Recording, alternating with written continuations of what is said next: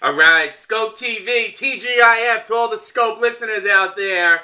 June 25th, we've got a band with, I would say, probably one of the heaviest buzz right now. If you haven't heard, you will now hear. Tab the band. And I got my man Adrian Perry on the phone. Adrian, where are we talking from tonight? What's happening, brother? How's it going, man? I'm in New York City. Ah, okay. And you playing live tonight? You hitting the town? What's going on a Friday? Yeah, I mean, I'm probably just going to take it easy tonight and, get some drinks or something. We just got back from a tour in the UK, so I'm trying to get a few days to relax. Yeah, I'm telling you, Skope listeners, mark it down. Write it on your notebook. Tab the band. You're gonna hear a lot about these guys. Now, Tony and Adrian, you guys grew up apart, but how did you eventually come together to form the band?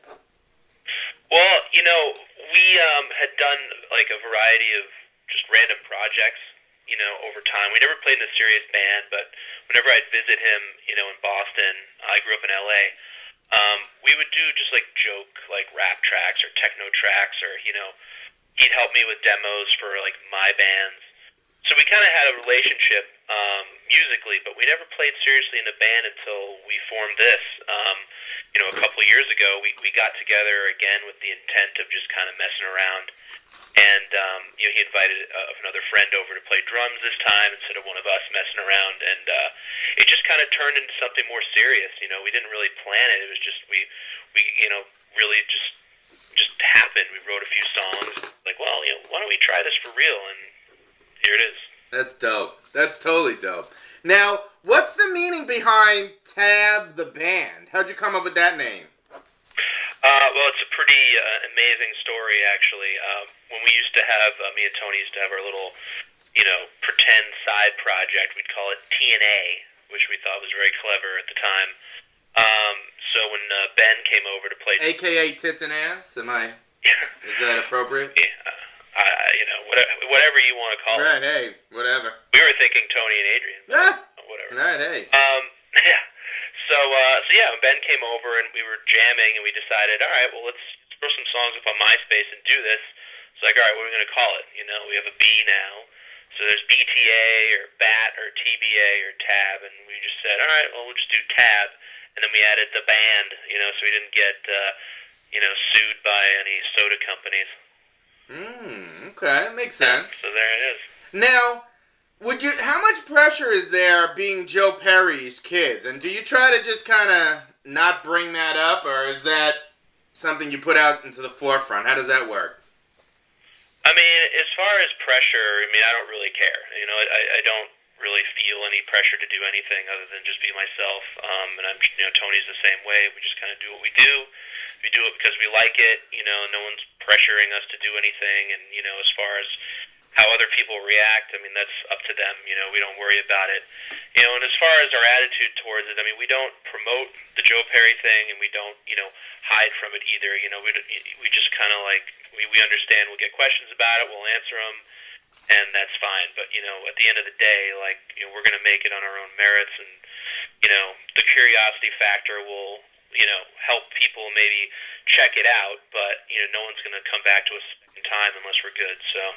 Now, we were watching various interviews with you guys with a whole slew of other media outlets. Does it annoy you when these other guys, that's all they want to talk about?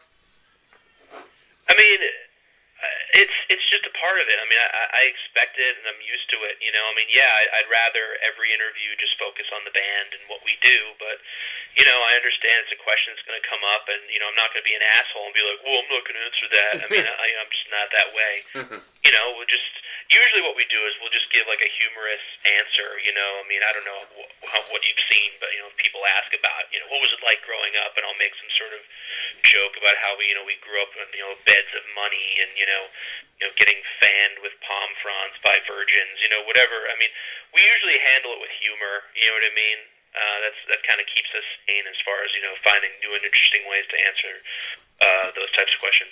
Now, what I'm curious about is this album, Zoo Noises, which is absolutely incredible. It's you guys knocked it out the park with this one. And how long were you working on the on that album? And where did you do most of the recording? Was that in Boston or L.A.? It was in Boston. It was Nice. actually in Duxbury, which is where we have our little practice basement thing. Zoo Noises. Unlike our first two records, we took about a year to do it. The first two records we'd done in a couple weeks each. So this one we took our time, and that's why it kind of has more of an expansive sound. We kind of didn't limit ourselves as far as any influences that we were bringing in. So it was really fun to just kind of let the songs germinate over time, and just have all kinds of different songs and textures.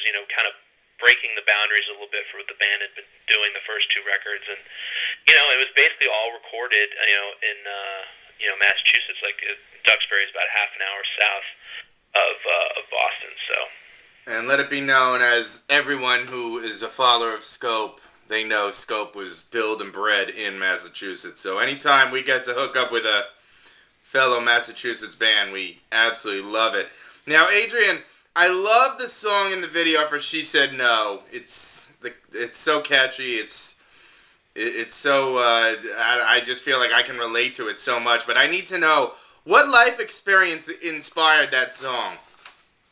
I mean, that's probably the most autobiographical tune I've ever written. I mean, it's really just kind of deals with my own kind of struggles of trying to reconcile a normal life with the rock and roll life, and it really just speaks for itself. I just kind of put it down in that song, and I think that Lou, our guitar player, did an amazing job putting that video together, because it really fits the vibe and the message of the song, the sort of the travels, and the struggle, but also the fun and all of that, is a part of the journey. So, I mean, I could explain, the song, but I mean, if you listen to it, I mean, it's pretty literal. You know what I mean? I mean, Yeah. I'm spending time on trains, going back and forth, trying to, make ends meet with a job, and trying to spend time with my girl, and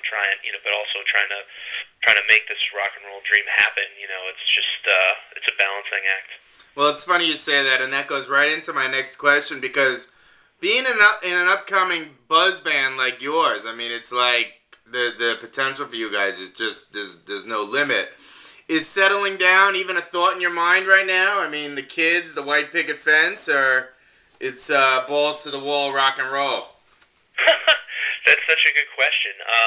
No one ever asked that, and it's definitely an issue. I mean, it's sort of like wanting to get start a family. I mean, obviously I grew up in a rock and roll family, and I'm friends with a lot of folks that find ways to have families on the road, and I mean, as of today, like, I don't think it's going to happen like right this minute, but it's something that's kind of on the horizon. It's another thing I'm going to have to figure out, how to deal with it, because at this point, like, it's catch as catch can. I mean, I have no idea what's going to happen with the band. I don't know, like, where we'll be next month, let alone next year. So it's just kind of, it's one of those things where you just kind of have to roll with it. You have to be flexible and just kind of let things happen, for lack of a better word, or a better phrase. Beautiful. And you know what? We're going to take our first break there. Skope TV, tab the band. If you don't know, well, now you know.